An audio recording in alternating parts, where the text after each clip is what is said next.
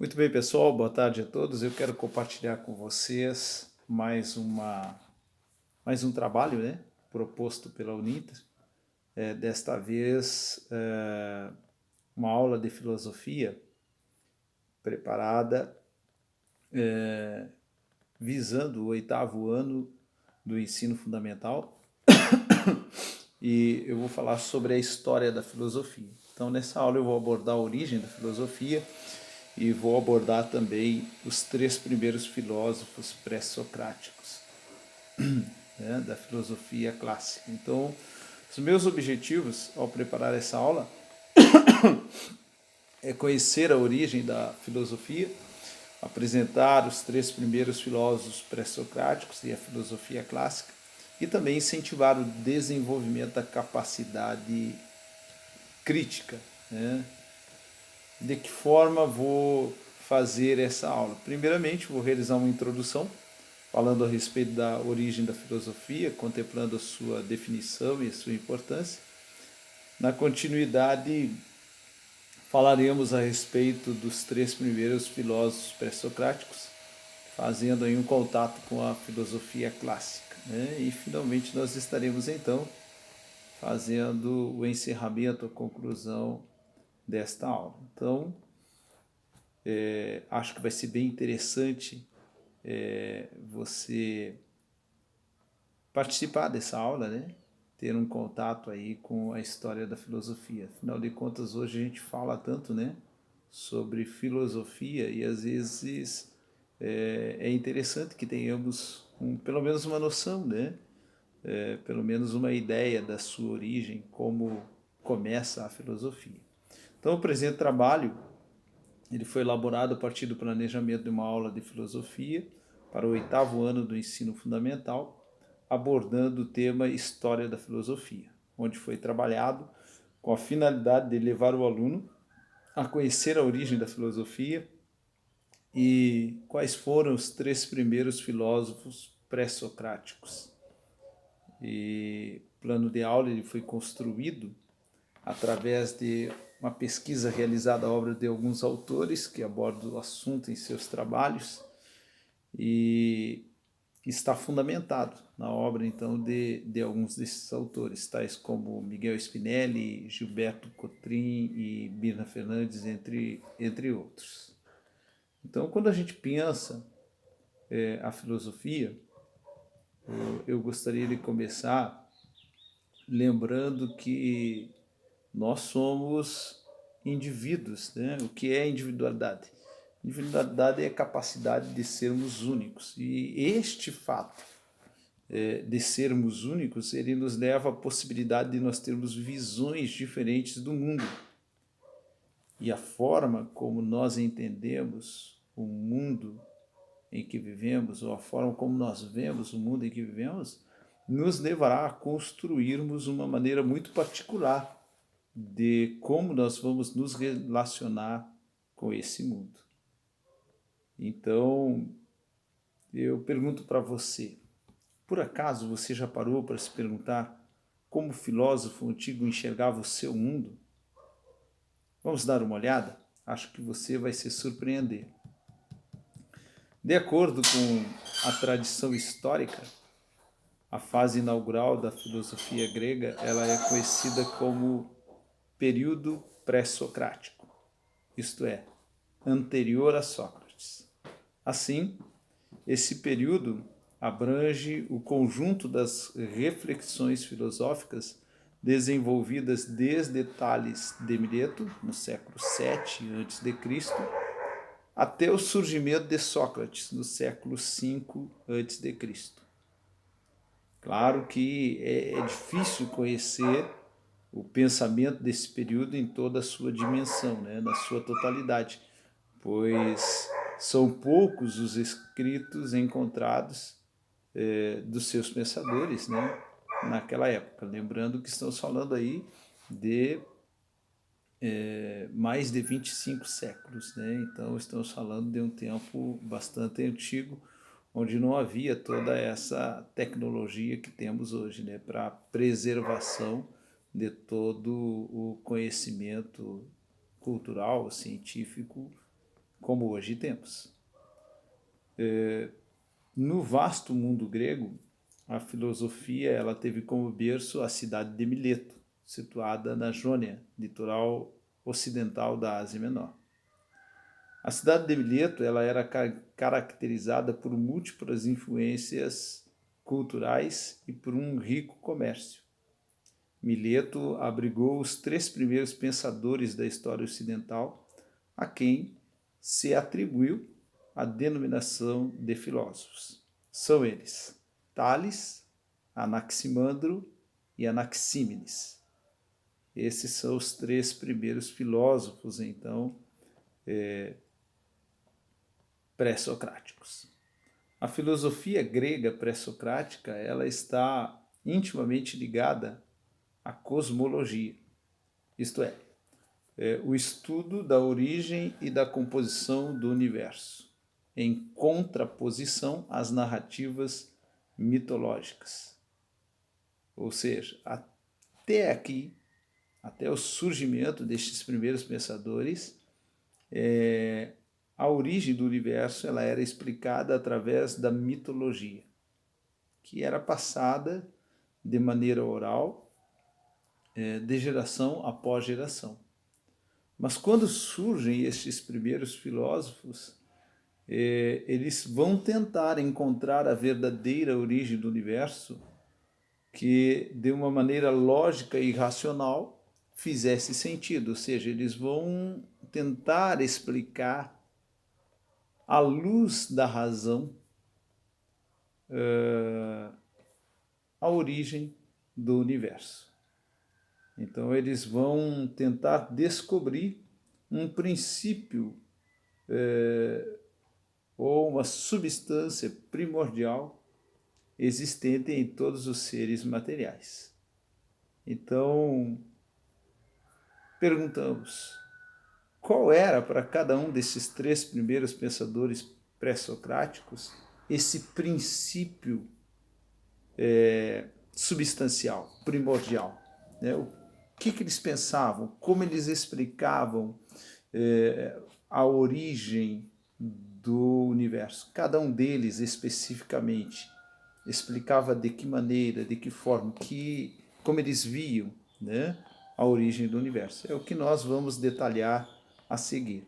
Então, primeiro nós veremos o pensamento de Tales de Mileto. Né? Tales ele viveu aproximadamente de 623 a 546 a.C. e ele é tido como o primeiro pensador, aquele que deu início, né, à indagação racional sobre a origem do universo. Inspirando-se, provavelmente, em concepções egípcias, acrescidas das suas próprias observações dos corpos hídricos, como rios e mares, bem como da vida animal e vegetal, Tales costumava dizer que o princípio primordial da origem do universo era a água. Né? Para ele, tudo é água. Né? A água, por permanecer basicamente a mesma, em todas as transformações dos corpos, apesar de assumir diferentes estados, sólido, líquido e gasoso, ela seria a substância primordial, a origem de todas as coisas presente em tudo o que existe. Como princípio fundamental, a água penetraria todas as coisas e tudo seria animado por ela, de tal modo que tudo teria alma, isto é, psique. Né? Por isso, tudo seria divino ou cheio de deuses, não havendo separação entre sagrado e o mundano. O universo seria uno e homogêneo. Essa era a ideia de Tales. Né? Então, apesar da simplicidade da afirmação de Tales a respeito da água, pela primeira vez, tentava-se explicar a multiplicidade da realidade de maneira sintética e simples, empregando um elemento natural e concreto, visível para todos. Era também a primeira concepção monista da filosofia, isto é, que considera que tudo que existe pode ser reduzido a um princípio único ou a uma realidade fundamental. Depois de Tales, né, surgiram muitas outras concepções monistas. Depois de Tales, o próximo filósofo é Anaximandro. Anaximandro, ele era discípulo de Tales. E ele procurou aprofundar as concepções que o seu mestre havia estabelecido sobre a origem única de todas as coisas e também tentou resolver os problemas que Tales havia lançado. Em meio aos diversos elementos observáveis e determinados no mundo natural, pares de contrários que devoram entre si, tipo água, terra, ar e fogo, Anaximandro ele acreditava não ser possível eleger uma única substância material como o princípio primordial de todos os seres. Ele dizia que tinha que ser alguma substância diferente, ilimitada, e que dela nascesse o céu e todos os mundos nele contidos. Assim, para esse filósofo, o princípio primordial deveria ser algo que transcendesse os limites do observável, ou seja, não se situaria em uma realidade ao alcance dos sentidos, como a água. Por isso, Anaximandro ele denominou esse princípio como o áperon, termo grego que significa o indeterminado, o infinito no tempo. O áperon seria então essa massa geradora dos seres e do cosmos, contendo em si todos os elementos opostos. Segundo a sua explicação, por diversos processos naturais de diferenciação entre contrários, por exemplo, frio e calor, e de evaporação, teriam surgido o céu e a terra, bem como os animais, em uma sucessão evolutiva que faz lembrar a bem posterior, teoria da evolução das espécies do século XIX. O cosmo se manteria por compensações cíclicas entre os contrários, as sucessivas estações do ano, até ser reabsorvido no áperon e recriado novamente a partir deste. Veja, essa era a ideia, Esse era o pensamento de Anaximandro. Ou seja, trata-se de um cosmo dinâmico, mas limitado no tempo, que é cíclico, e que tem a sua origem, o seu fim, no áperon, que é infinito. Então, para esse filósofo, Anaximandro, então, a origem de tudo, a explicação que ele dava para a origem do universo, seria esse áperon, ou seja, algo indeterminado, infinito, no tempo. E depois de Anaximandro, o próximo filósofo é Anaxímenes. Anaxímenes viveu aproximadamente ali de 588 a 524 a.C. e ele foi discípulo de Anaximandro. E ele concordava que a origem de todas as coisas ela é indeterminada. Entretanto, diferente de seu mestre Anaximandro, Anaxímenes ele se recusou a atribuir essa indeterminação o caráter de princípio fundamental ou primordial de todas as coisas. Para ele, não podia ser um elemento situado fora dos limites da observação e da experiência sensível, como o áperon de Anaximandro, Então, em discordância com alguns aspectos de pensamento dos dois mestres anteriores, mas buscando uma síntese entre eles, Anaxímenes incorporou argumentos de ambos e propôs o ar como princípio de todas as coisas. Então veja que para Tales era a água, para Anaximandro era o áperon, ou seja, algo indeterminado, infinito, E já para Anaxímenes, o elemento primordial, a substância primordial para a explicação do universo, para o início de tudo, era o ar, como o princípio de todas as coisas. O ar seria, então, para Anaxímenes, um elemento mais sutil que a água, quase inobservável, mas que nos animaria, nos daria vida, como testemunha a nossa respiração. Infinito e ilimitado, penetrando todos os vazios do universo, o ar ele constituiria então esse princípio fundamental, né, substancial, mais determinado que o áperon. Também seria um princípio ativo, gerador de movimento, como nos ventos.